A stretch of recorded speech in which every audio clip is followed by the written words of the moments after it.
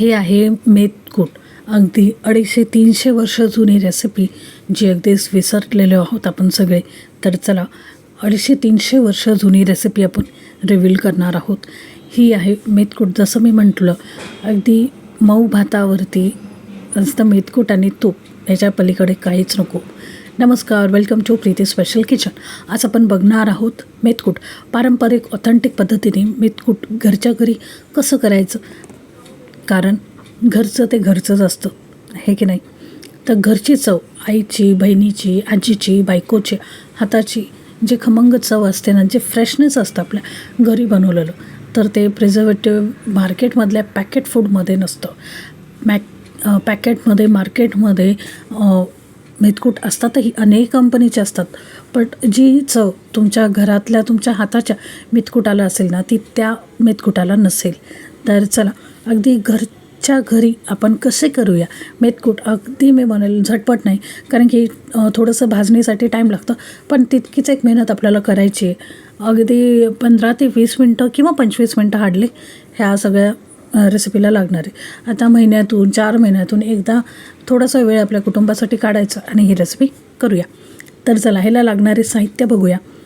जसं मी म्हटलं की अगदीच थोडंसं भाजणीसाठी थोडा टाईम लागतो, तर हे सगळे जिन्नस आपल्याला एक एक करून भाजून घ्यायचे. तर प्रमाण आहे मेजरिंग कपनी. जसं आपण डाव्या हाताला वरच्या बाजूला बघितलं की मेजरिंग कपमध्ये 1 कप आहे चण्याची डाळ, त्याच्या खाली आहे फुटाण्याची डाळ अर्धा कप. तर त्या अर्ध्या कपाच्या अनुसारच आपण बाकीचे जिन्नस घेतलेले आहेत. अर्धा कप गहू घेतलेले, अख्खे गहू, अर्धा कप पिवळी मूग डाळ घेतलेली, अर्धा कप उडदाची डाळ, अर्धा कप तांदूळ. बासमती किंवा राशनचे तांदूळ घेऊ नका, बाकी कोणतेही रेग्युलर वापरायचे तांदूळ तुम्ही घेतले तर चालतील. हे तुम्ही कोलम तांदूळ घेतलेले आहेत अर्धा कप. 4 सुक्या मिरच्या, हे बेडकी मिरच्या आहेत.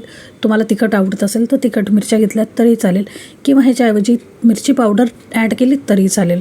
इथं 4 चमचे मेजरिंग चमच्याच्या अनुसार जे खाली दिलेलं आहे त्या चमच्याच्या अनुसार 4 चमचे धने, 4 चमचे मेथ्याची दाणे, अर्धा चमचा जिरे आणि अर्धा चमचा मोहरी मस्ट आहे. जे काय दाखवले जिन्नस आहे ते गरजेचं आहे. 10-12 काळे मिरे, 10-12 लवंग दिलेलं आहे उजव्या हाताला, आणि डाव्या हाताला परत हळद 1 चमचा घेतलेला आहे, 1 चमचा मीठ घेतलेलं आहे, 1 चमचा सुंठ पावडर आणि 1 चमचा अशी हिंग घेतलेली आहे. बस इतकंच आहे. तर हळद, मीठ, हिंग आणि सुंठ पावडर हे स्किप अजिबात नका करू.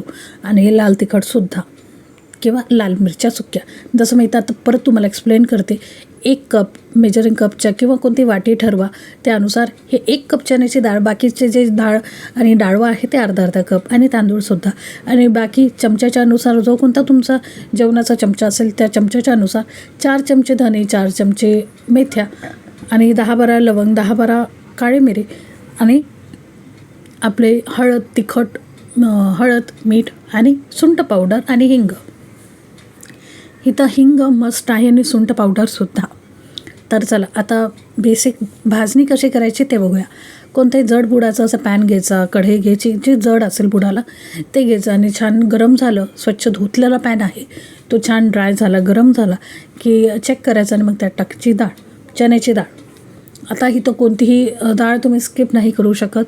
तुम्ही हवं तर विविध प्रांतानुसार, विविध चवीनुसार तुम्ही गहू इथं स्किप केलेला आहे बऱ्याचशा रेसिपीजमध्ये. म्हणजे इतर जेव्हा मी रेसिपीज बघितल्या मेथकुटाच्या त्याच्यामध्ये, पण इथं गहू जेव्हा आपण इन्क्लूड करतो ना, तेव्हा त्याचं एक चव बदलते. कारण की ही अगदीच, जसं मी म्हटलं की अगदीच 250-300 वर्ष जुनी आहे. तर विविध पिढीच्या अनुसार खूप विविध व्हेरिएशन ह्याच्यात आलेले आहेत. तर गहू काही लोक घेतात, काही लोक नाही घेत.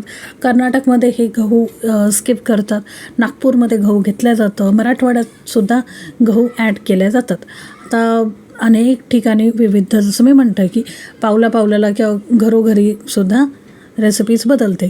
तर ह्या रेसिपीने तुम्ही करा, अगदी भन्नाट होतात मेथकूट. तर आता चण्याची डाळ भाजून घेतली, मग इथं आपण गहू घेतलेले भाजत. आता मी व्हिडिओ थोडासा स्पीड करते, कारण की एक जिन्नस जर भाजत गेलो आणि दाखवत गेलो तो व्हिडिओ बराचसा मोठा होईल. तर आता किती वेळ भाजायचं, अगदी ड्राय रोस्ट करायचं. इथं तेल तूप काही नाही टाकायचं, त्यामुळे अगदी 2 मिनटं एक जिन्नसला लागतं. म्हणजे प्रत्येक एक आयटमला 1-2 मिनटं साईजच्या अनुसार एकत्र करून भाजू नका, सेपरेटच भाजायचं आहे. आणि भाजणी काढण्यासाठी मी इथं ताटामध्ये एखादा कॉटनचा रुमाल तुम्ही घेऊ शकता, कारण की भाजलेलं जिन्नसला घाम येऊ नये त्यामुळे. आता जे बारीक सारीक गरम मसाले होते किंवा सुक्या लाल मिरच्या होत्या, तर सुक्या लाल मिरच्या तुम्ही इथं बघितल्या मी कैचीने कापून घेतल्याने देठं जे होते ते काढून टाकलेले आहेत. तर तुम्हाला हे नसेल करायचं तर लाल तिखट घेतलं तरी चालेल, 1 चमचा घ्या. आता इथं जे बारीक सारीक जिन्नस होते म्हणजे धने, मेथ्या इथं मी प्रेसर करेल की म्हणजे मेन्शन करेल की गॅस बंद केल्यावर त्या गरम पॅनमध्ये मेथ्या टाका इतर जिन्नससोबत. आता बाकीचे हळद, हिंगसुद्धा आपल्याला गरम ह्याच्यात भाजून घ्यायचे, कच्ची राहता कामा नाही. हळद, हिंग, सुंठ पावडर, मीठसुद्धा एक गरम पॅनमध्ये टाळत देऊन घ्यायचं आहे. आता जसं मी म्हटलं की ताटामध्ये रुमाल टाकल्यानं बाकीची जी भाजणी होती ती काढून घेतली. थंड होऊ द्यायचं, सगळे A to Z एकदम गार होऊ द्यायचं. अगदी 2-4 तास तुम्ही पंख्याखाली ठेवा आणि मग ह्याला वाटायला या. मिक्सरचं छोटं भांडं घेतलं ते सगळ्यांकडे असतं, त्यामुळे तुम्हाला हवं तर तुम्ही अगदी मोठ्या भांड्यातही करू शकता. पण आता सगळ्यांकडे छोटं भांडं असतं त्यामुळे मी छोटं भांडं, आणि त्यात छान बारीकी होतं. आता तुम्हाला अगदी हे रवाळ असतं म्हणजे अगदी रव्यासारखंच हे ठेवायचं असतं, त्यामुळे ह्याला चाळण वगैरे लावायला जाऊ नका. ह्याला चाळलेलं म्हणजे ते एक शास्त्र असतं की मेथकूट जे आहे ते थोडंसं रवाळ हवं. जसं आपण तूप म्हणतो ना, तूप रवाळ चांगलं लागतं, तसंच मेथकूटसुद्धा रवाळच छान लागतं. छोट्या भांड्यामध्ये अगदी 2-3 घाणे करत मी हे वाटून घेते पावडर. आता ह्याच्यात एकही थेंब किंवा एक ओलावासुद्धा ह्याला नको, त्यामुळे ताटामध्ये हे धान्य भाजताना डाळी, गहू, तांदूळ भाजल्यावर काढताना खाली कपडा घेणं गरजेचं आहे, हे मात्र लक्षात ठेवा. कारण की जे काही उष्णतेने घाम येईल ते डायरेक्ट आपलं कोणत्याही धान्यांना लागणार नाही, त्यामुळे ओके. आता बाकीचे जे आहेत सुके मसाले ते तर लगेच थंड होतं अकॉर्डिंग धान्याच्या ऐवजी. तर आता थोडं थोडं करून हे जसं मी दाखवते त्याप्रमाणे तुम्ही वाटून घेऊ शकता. आता दुसरी अजून एक मेन्शन करायची गोष्ट ही आहे, आता त्याला खायचं कसं तुम्ही म्हणताल, तर ह्याला खाणं अगदी साधं सोपं आहे. जसं मी म्हटलं 250-300 वर्षी जुनी रेसिपी आहे. तर त्या काळात काय असायचं की मोठं कुटुंब असायचं आणि गॅसची वगैरे सोय नसायची तेव्हा 250-300 वर्षापूर्वी. तर त्यावेळी हे असं दळणीतून म्हणजे गिरणीतून किंवा मग जात्यातून दळून ठेवायचे. जातं असायचं, नंतर गिरणी झाल्या वगैरे, बट तसं जात्यावरती हे दळायचे आणि हे दळून ठेवलं ना, म्हणजे हे ग्राइंड करून ठेवलं. आता ह्याच्यात हिंगसुद्धा टाकलेली, तीसुद्धा प्रिझर्वेटिव्हचं काम करते, प्लस मीठसुद्धा. आली जाळी अजिबात लागणार नाही जर तुम्ही हे छान भाजलं. ह्याच्यात कोणत्याही प्रकारचा पाण्याचा किंवा धान्यांना घाम आला नाही उष्णतेने, तर ह्याला अजिबात आळीजाळी लागणार नाही. छान हे वर्ष 6 महिने टिकतं. वर्षभर तुम्ही बाहेर ठेवू शकता नॉर्मली किचनमध्ये, किंवा वर्षभर टिकवायचं आहे तर तुम्हाला म्हणजे मनाला खात्री नसेल, भीती वाटत असेल, तर तुम्ही अगदी ह्याला फ्रीजमध्ये ठेवा. जसं आपण लोणचं वगैरे ठेवतो नॉर्मल फ्रीजमध्ये ठेवून द्यायची बरणीमध्ये भरून. जर तुम्हाला हे 6 महिन्यात खायचं आहे तर अगदी बाहेर आरामात राहतं. आता ह्याला खायचं कसं, जसं मी म्हटलं की तेव्हा मोठे कुटुंब असायचं, चूल वगैरे असायची, तर मऊ भात केला झटपटमाने. नुसतं हे करण्यासाठीच नाही तर थंडी, ताप, पोटदुखी किंवा अंगदुखी आणि काहीतरी पोट खराब असेल किंवा असं जे बारीक सारीक गोष्टी दुखणं असतं लहान मुलांचं किंवा मोठ्यांचं, तर अगदी तेव्हा दवाखाना, डॉक्टर हे नसायचं, वैद्यच असायचे. तर क्षुल्लक आजाराला, बारीक सारीक सर्दी, ताप, थंडी किंवा पोटदुखीसाठी ते लोक काय दवाखान्यात किंवा औषधाला जात नव्हते. तर त्यावेळेला मऊ भात, तूप आणि हे इतकंच दिलं जायचं, मेथकूट. मऊ भातावरती मेथकूट आणि तूप टाकून, बस हे सगळंच रामबाण उपाय असायचा त्या काळात. आणि आत्तासुद्धा तुम्ही हे प्रेफर करू शकता.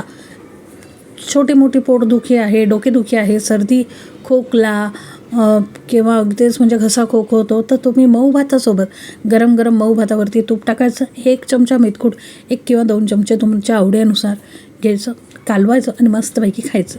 ह्याच्यामध्ये डाळी, धान्य भरपूर आहे, गरम मसाले आहेत, त्यामुळे हे अजिबात तुम्हाला जड होणार नाही. खूप हलकं राहतं आणि चवीलाही अप्रतिम, अगदी 250% अप्रतिम मी म्हणेल. एकदा तुम्ही हे करा, तुम्हाला नक्कीच आवडणार आहे आणि तुम्ही ह्याच्यापुढे कायमस्वरूपी तुमच्या किचनमध्ये मेथकूट तयार ठेवताल, अगदी घरचं बनवलेलं, कारण की घरचं ते घरचं असतं. आवडली असेल ही रेसिपी तर नक्की ट्राय करा. लाईक करा, शेअर करा, सबस्क्राईब करा, कारण की सगळं करणं निःशुल्क आहे, फुकट आहे. लाईक करायला कंजूसी करू नका, सबस्क्राईब करायलासुद्धा कंजूसी करू नका, कारण की आपले सर्व व्हिडिओ सर्वात प्रथम तुम्हाला दिसतील जर तुम्ही सबस्क्राईब केलं तर. आणि असे छान छान टेस्टी डिलिशियस रेसिपी नक्की बघा आणि ट्राय करा, कारण की एका व्हिडिओच्या मागे प्रचंड मेहनत असते. व्हिडिओ शूट करायला, एडिटिंग करायला, व्हॉईस ओव्हर करायला आणि अपलोडिंग, डाउनलोडिंग वगैरे, म्हणजे प्रचंड मेहनत असते. त्यामुळे प्लीज इग्नोर नका करू. अशा छान छान रेसिपीज ट्राय करत राहा आणि व्हिडिओ शेवटपर्यंत बघण्यासाठी खूप खूप धन्यवाद.